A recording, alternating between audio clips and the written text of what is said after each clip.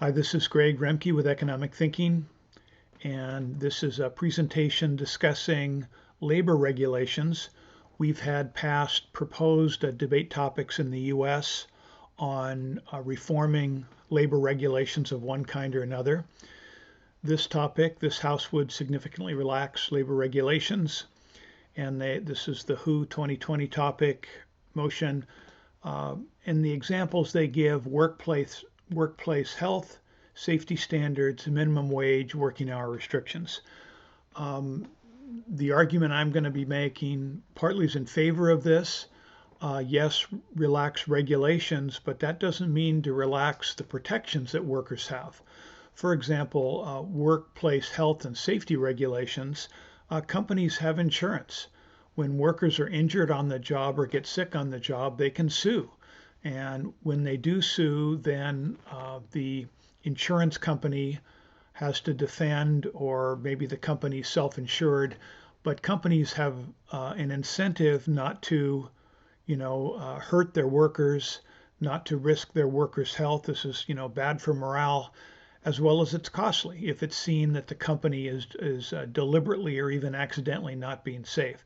That's not to say that you should rely completely on companies to do this, but you have independent third parties that provide the workplace protection, and those are separate to the various regulatory approaches that governments decide to do.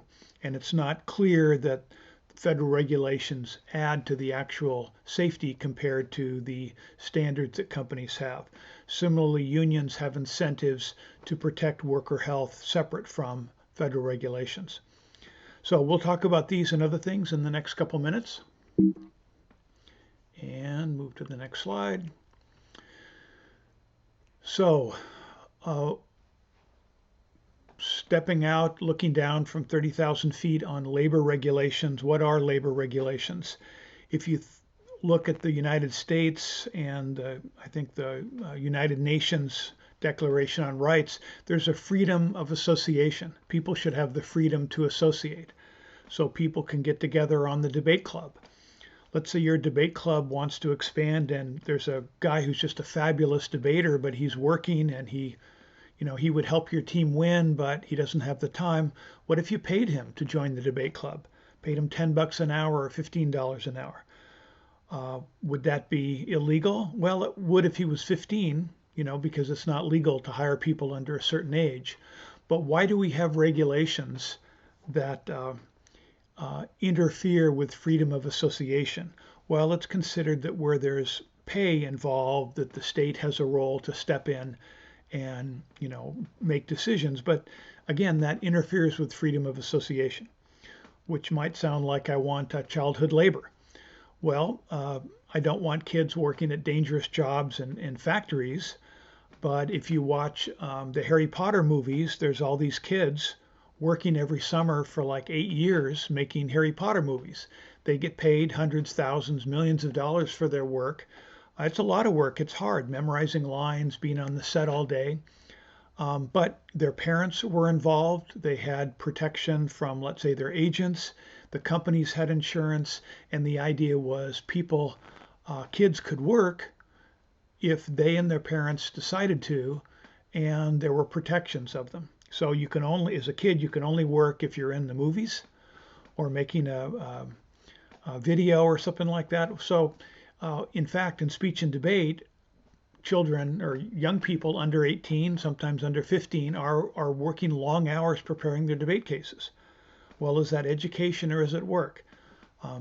Playing a video game. Kids can play video games all they want, but what if they sign up with a company to provide help to other kids and make money? What if you pay them to provide services in video games? Kids 10, 12, 15 could make thousands and thousands of dollars a month or a year. Is that illegal? Well, there's labor regulations that make decisions on this.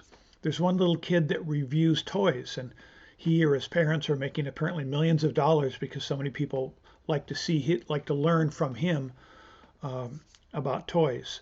The movie Big with Tom Hanks is the story of a little kid who's transformed to someone who looks like an adult, and he gets a job in a toy company. He's still a kid, so in theory, the company is violating federal labor laws, because even though Tom Hanks looks like an adult, he's 12 or 13. The point is, we have labor regulations to protect children, to protect other people, but if we're thinking only of factories and dangerous jobs, that's one thing. And of course, kids worked in factories probably a lot safer than working on farms. But let's stop. We've gone too far here. Let me stop and regroup.